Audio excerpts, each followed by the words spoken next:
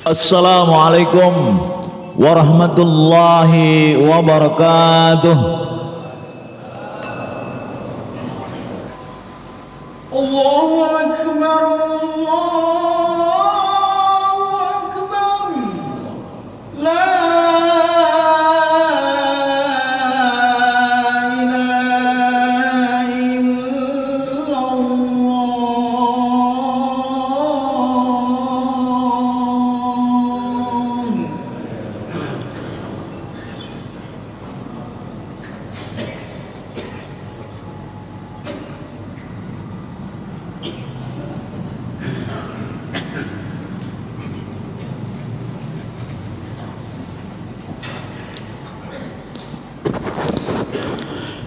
Innal hamdalillah thumma nahmadullaha ala kulli ni'amin katsirah.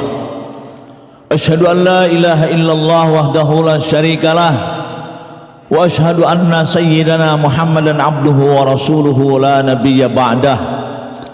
Faya ayyuhal hadirun uzi nafsi wa iyyakum bitaqwallah faqad fazal muttaqun. Biqaulillahi ta'ala a'udzu billahi minasy syaithanir rajim. Bismillahirrahmanirrahim. Ya ayyuhalladzina amanu taqullaha wal tanzur nafsum ma qaddamat lighadin wattaqullaha innallaha khabirum bima ta'malun. Faqala Rasulullah sallallahu alaihi wasallam ittaqillaha haitsu ma kunta wa atbi'is sayyi'atal hasanata tamhuha wa khaliqin nas bi khuluqin hasanin. Ay kama qala al hadis sadaqallahu azim wa sadaqahu rasul karim wa nahnu ala dzalika minasyahidin wasyakirin walhamdulillahi rabbil alamin. Hadirin ma'asyiral muslimin wa jumratal mu'minin, sidang Jumat rahimakumullah. Jika kata syukur belum sempat terukur, jika kata hamdalah masih berupa mantra, setidaknya saudaraku, di suasana yang penuh kebahagiaan ini, karena kita dimampukan oleh Allah Subhanahu wa taala untuk senantiasa terus berada pada fitrah kehidupan kita, yaitu beribadah kepada Allah Subhanahu wa taala, yang dimana hari ini orang-orang yang beriman, seiring dengan perkembangan zaman, perkembangan ilmu dan teknologi, orang beriman semakin faham bahwa beribadah kepada Allah sudah bukan lagi ritual semata, tapi benar-benar mereka mampu mengkunyahnya, mampu melahapnya, sehingga mereka melaksanakannya secara ikhlas, penuh kekuatan, all out, disebabkan karena mereka sudah faham bahwa ibadah kepada Allah adalah sebuah keniscayaan dalam hidup. Sehingga orang-orang yang beriman, saudaraku, sangat paham bahwa ketika hidupnya dipisahkan dari bingkai sistem ibadah kepada Allah Subhanahu wa taala, sesungguhnya siapapun mereka, setumpuk apapun hartanya, sebagus apapun status sosial yang disandangnya, tetap mereka berada pada rasa was-was, rasa khawatir, penuh dengan kegundahan. Karena apa? Jauh dari Allah Subhanahu wa taala. Untuk itu saudaraku, secara lisan kita pada siang hari ini mungkin akan mengucapkan terima kasih Allah atas usia yang tersisa. Sungguh pun kami tidak tahu kapan kami akan menghembuskan nafas terakhir. Namun setidaknya Engkau beri kami kesempatan, ya Allah, untuk senantiasa melaksanakan dua hal yang terpenting dalam hidup kami, yaitu meningkatkan amal ibadah, berbuat kebajikan, yang dimana Rasulmu mengatakan bahwa kebaikan yang kita lakukan, saudaraku, bukan hanya sebatas mendatangkan kebaikan, Seiring itu pula mampu menggugurkan dosa-dosa yang sudah kita lakukan.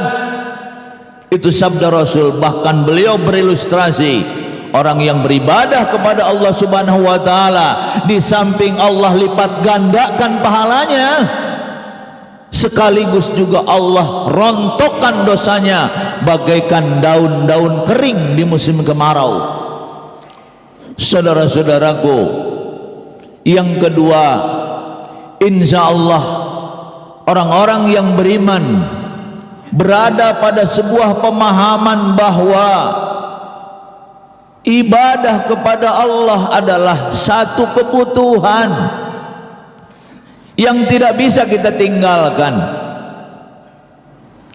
Tapi sungguh pun demikian, mereka sudah mampu untuk membuka untuk memahami apa yang dimaksud dengan sholat yang kita laksanakan, apa yang dimaksud dengan ibadah-ibadah yang lainnya yang kita laksanakan. Karena orang beriman sekarang sudah paham bahwa ibadah bukan mistik, ibadah bukan sulap, ibadah bukan abrakadabra, tapi real. Saudara-saudaraku, betapa nikmatnya kita bisa sujud kepada Allah Subhanahu wa taala. Contoh saudaraku, jika doa sama dengan sholat, dan sholat yang 5 waktu juga yang sunnah-sunnahnya kita kerjakan, maka sesungguhnya pada hakikatnya kalau sholat itu adalah doa. Ternyata saudaraku, seluruh para ulama sepakat bahwa doa bukan sekedar meminta.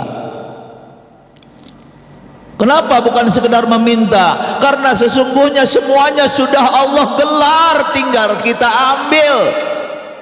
Bismillah saudaraku. Lalu mereka menyimpulkan bahwa jika doa itu bukan sekedar meminta, maka setidaknya akan hadir 4 kekuatan dalam diri orang beriman. Dengan adanya dia berdoa kepada Allah, dengan adanya dia beribadah kepada Allah, dengan adanya dia sholat kepada Allah. Yang pertama saudaraku, memastikan bahwa orang-orang yang beriman punya rencana baik ke depan. Bismillah saja, niatkan untuk berbuat kebaikan. Insya Allah, Allah dan para malaikat akan mencatat kebaikan tersebut. Sungguh pun belum terlaksana itu kebaikan saudaraku. Itulah hebatnya rahmat Allah, itulah hebatnya kasih sayang Allah. Jadi yang pertama hadir dalam doa kita adalah satu kekuatan, bahwa orang-orang beriman yakin akan berbuat baik di masa yang akan datang. Supaya apa saudaraku? Supaya kebaikan kita bertambah dan supaya dosa-dosa kita semakin berkurang. Ini yang menjadi cita-cita besar bagi orang-orang yang beriman. Untuk apa? Untuk kelak kita akan berhadapan dengan pengadilan Allah Subhanahu wa taala. Yang kedua saudaraku, hadir dalam diri orang beriman setelah berdoa, setelah sholat, apa? Yaitu kekuatan optimisme dalam dirinya. Untuk apa? Untuk melakukan segala sesuatu penuh dengan kekuatan optimis. Sederhana kuncinya saudaraku, berbuat baik saja kepada siapapun, itu kuncinya.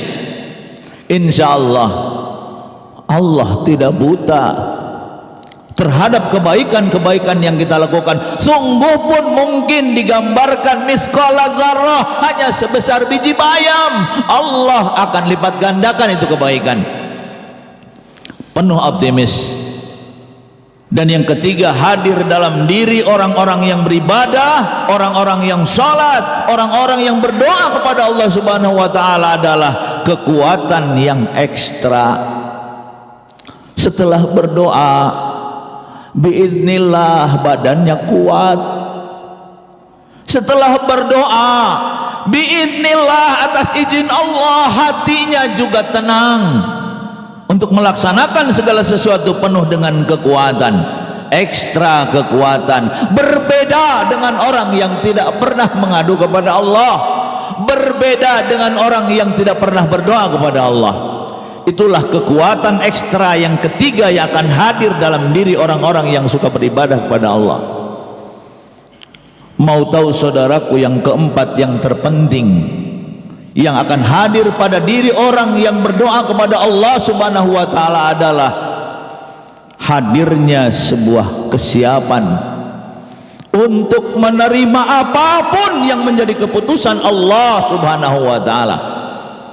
Sekali lagi, orang yang beriman adalah orang yang hadir dalam dirinya kesiapan untuk menerima apapun yang menjadi keputusan Allah Subhanahu wa taala. Apakah itu keputusan seiring dengan keinginan atau mungkin sekaligus kontradiksi atau bertolak belakang dengan keinginan. Kenapa saudaraku? Karena orang-orang yang beriman adalah orang-orang yang yakin bahwa kebaikan datang dari Allah, tidak harus berupa kebaikan juga di mata kita. Itu kebaikan dari Allah bisa berupa kegagalan. Itu kebaikan dari Allah bisa berupa ujian. Itu kebaikan datang dari Allah bisa berupa kehilangan dan lain sebagainya. Maka wajar saudaraku, seorang sahabat Rasulullah sallallahu alaihi wasallam yang paling dekat dengan Rasul, yaitu Umar bin Khattab, mengatakan, Allah, aku tidak tahu dan tidak mau tahu tentang apa yang terjadi menimpaku. Apakah kejadian tersebut seiring dengan keinginan atau bertolak belakang dengan hasratku? Karena sesungguhnya aku tidak tahu ya Allah, yang baik buat aku itu adalah yang seiring dengan keinginan atau yang bertolak belakang dengan hasratku. Duh, luar biasa saudaraku. Mungkin secara individu kita sedang diuji oleh Allah berupa kesusahan, berupa permasalahan hidup. Itu biasa saudaraku. Karena ternyata kehadiran Allah kepada para nabi dan para rasul lewat wahyunya, ternyata kehadiran Allah kepada kita semua sebagai makhluk awam, sebagai manusia biasa, hadirnya Allah lewat kejadian saudaraku. Sekecil apapun itu kejadian, kita sadari bahwa terima kasih Allah, Engkau hadir dalam diriku. Sehingga mudah-mudahan dengan kejadian yang menimpa kita, menimpa keluarga, menimpa bangsa sekalipun, yang mungkin menurut media sosial negeri kita tidak sedang baik-baik saja katanya, tapi setidaknya orang beriman terus mengambil hikmah dan kebaikan dari apapun yang terjadi. Karena apa? Karena tadi orang-orang yang beriman sangat yakin bahwa kebaikan datang dari Allah, tidak harus berupa kebaikan juga di mata kita. Itulah saudaraku ketauhidan yang terlampau menghunjam dalam diri orang beriman, sehingga orang yang beriman jangankan sakitnya, jangankan hilang hartanya, hilang nyawanya sekalipun sudah siap. Kenapa? Karena dia sudah menyempatkan diri mencucurkan keringat, mencucurkan air mata, bekerja, berusaha, lalu bertawakal kepada Allah Subhanahu wa taala. Maka tentu apapun yang terjadi itu adalah kebaikan bagi orang-orang yang beriman. Itulah saudaraku, kenapa kita tidak boleh menyembah selain Allah. Karena hilang saja kehadiran Allah dalam diri kita, kita ini nista, kita ini akan kacau, kita ini akan mabuk dalam keadaan apapun. Jangankan miskinnya, kayanya resah, jangankan bodohnya, pandainya sengsara, jangankan sakitnya, sehatnya tidak bahagia. Kenapa? Karena tidak hadir dalam dirinya Allah. Kenapa? Sempat tergeser dengan kecintaan yang lainnya. Nggak usah jauh-jauh saudaraku, cinta kepada Allah yang real Rasulullah dengan hadirnya, dengan legal reasoningnya.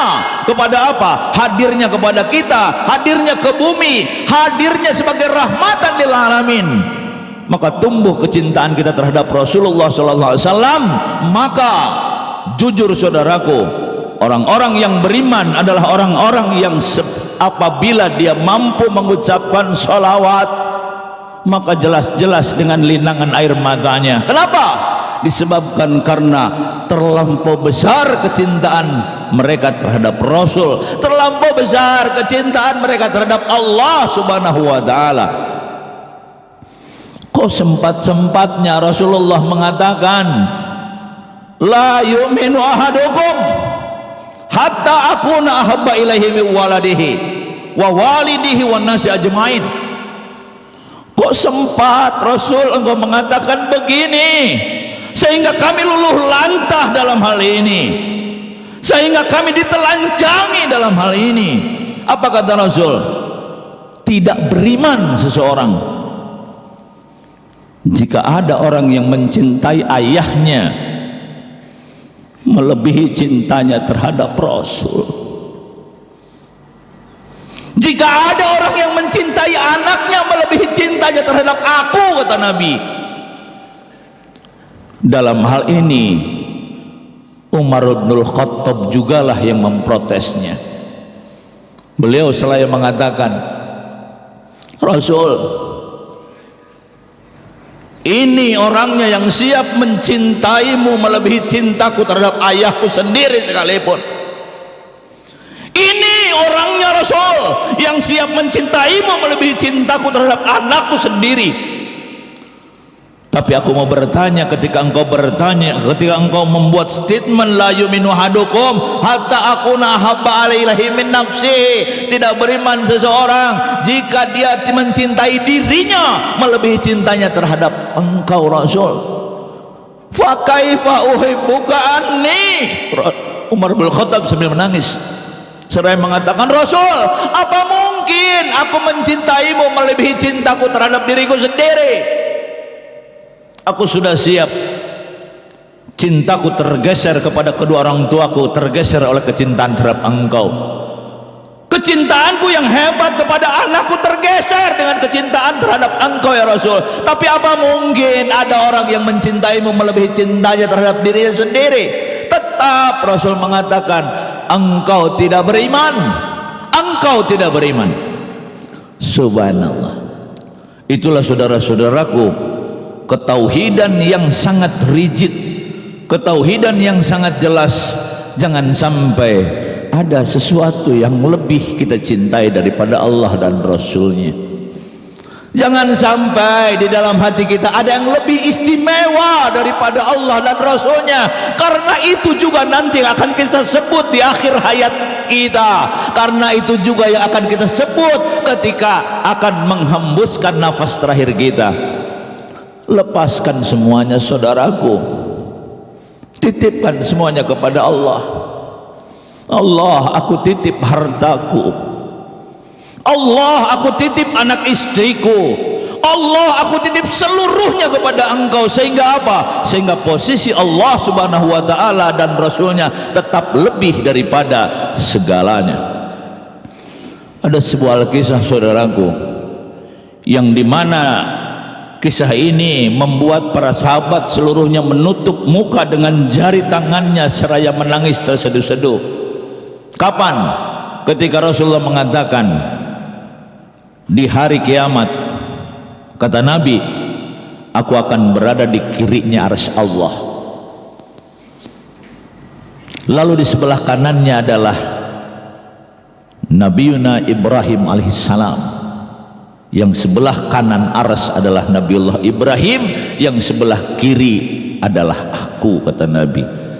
Sehingga sempat-sempatnya para sahabat bertanya, ya Rasulullah, kaifa fil yusra wa anta sayyidul mursalin?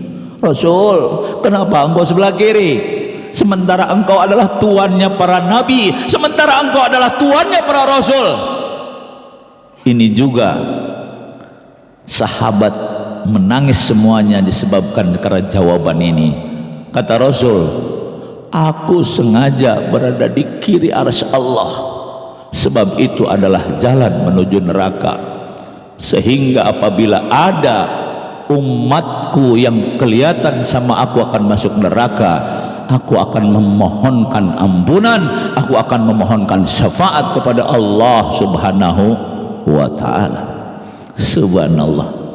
Saudara-saudaraku, betapa nikmatnya hidup berada pada bingkai tauhid kepada Allah Subhanahu wa ta'ala, sehingga benar-benar posisi Allah dan Rasulnya dan perjuangan di jalannya adalah segalanya dibanding dengan apa yang kita cintai di dunia ini.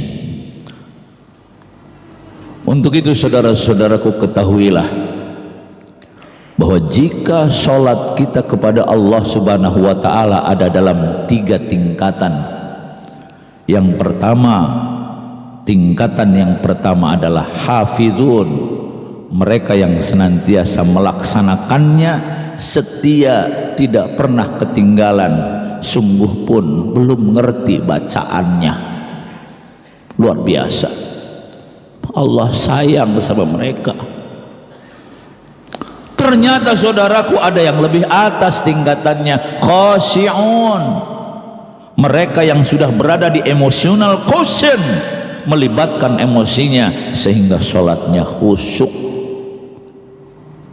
Ternyata saudaraku, ada yang di puncak spiritual quotientnya, yaitu siapa? Mereka-mereka yang qaimun, mereka-mereka yang menegakkan sholat dalam kehidupan.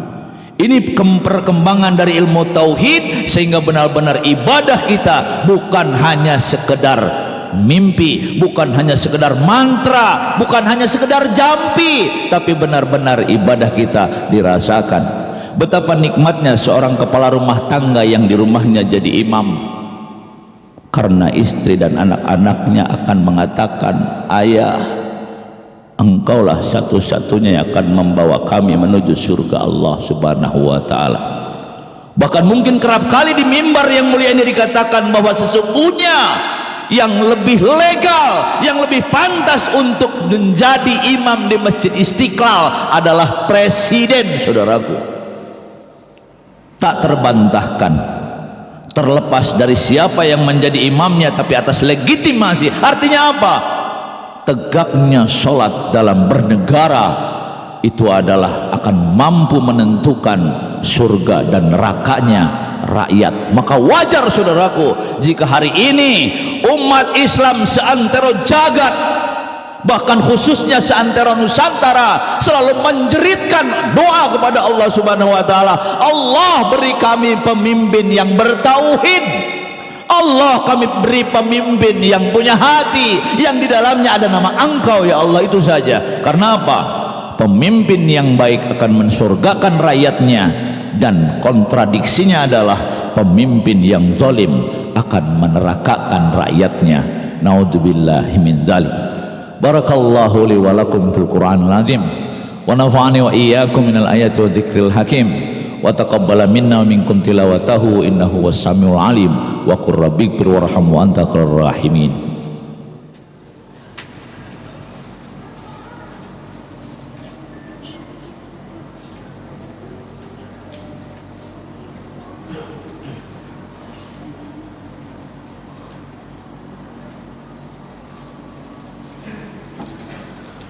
Innal hamdalillah wassalatu wassalamu ala Rasulillah, asyhadu an la ilaha illallah wahdahu la syarikalah, usi nafsi wa iyyakum bittaqwallah. Ya ayyuhalladzina amanu taqullaha haqqa tuqatih wa la tamutunna illa wa antum muslimun. Shadaqallahu azim wa shadaqa rasul karim wa nahnu ala dzalika minasyahidin wa syakirin walhamdulillahirabbil alamin.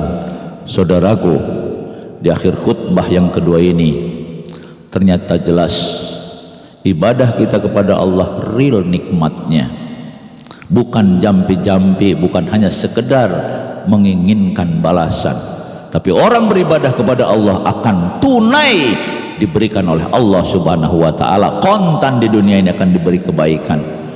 Saudaraku, Rasulullah hanya tidak bilang kalau di dada kiri kita ada jantung. Cukup Rasulullah mengatakan tidurlah miring ke kanan.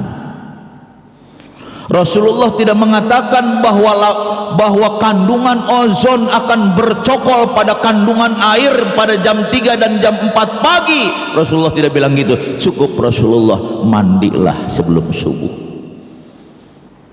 Rasulullah pun tidak pernah bilang bahwa nyamuk Aedes aegypti yang pernah mengisap darah Fir'aun itu mutan di Indonesia, lalu dia akan khusus mengisap orang yang sedang tidur pagi. Rasulullah nggak bilang gitu. Cukup Rasulullah bilang, la tanamu sobahan, jangan tidur di pagi hari. Ini artinya saudaraku, bahwa betapa bahagianya kita berada pada bingkai tauhid kepada Allah Subhanahu wa taala, sehingga ibadah kita benar-benar dirasakan betapa nikmatnya hidup berada dalam ridha Allah Subhanahu wa taala. Itulah kenapa orang-orang yang beriman berani meletakkan keridhaan Allah di atas segala-galanya. Bahkan lebih dari itu, orang yang beriman adalah orang yang berani mempertaruhkan apapun yang mereka miliki untuk mendapatkan keridhaan Allah Subhanahu wa taala. Innallaha wa malaikatahu yusholluna 'alan nabi ya ayyuhalladzina amanu shallu 'alaihi wa sallimu taslima. Amin ya rabbal alamin. Allahumma ighfiril mu'minin wal mu'minat wal muslimin wal muslimat al ahya'i minhum wal amwat. Allahumma arinal haqqa haqqa warzuqna ittiba'ah wa arinal batila batila warzuqna ijtinabah. Rabbi auzi'ni an ashkura ni'mataka allati an'amta alayya wa ala walidayya wa an a'mala salihan tardah wa aslih li fi dhurriyyati inni tubtu ilaika wa inni minal muslimin. Rabbana atina fid dunya hasanah wa fil akhirati hasanah wa qina adzabannar. Subhana rabbika rabbil izzati amma yasifun wa salamun al mursalin walhamdulillahi rabbil alamin. Aqimis shalah.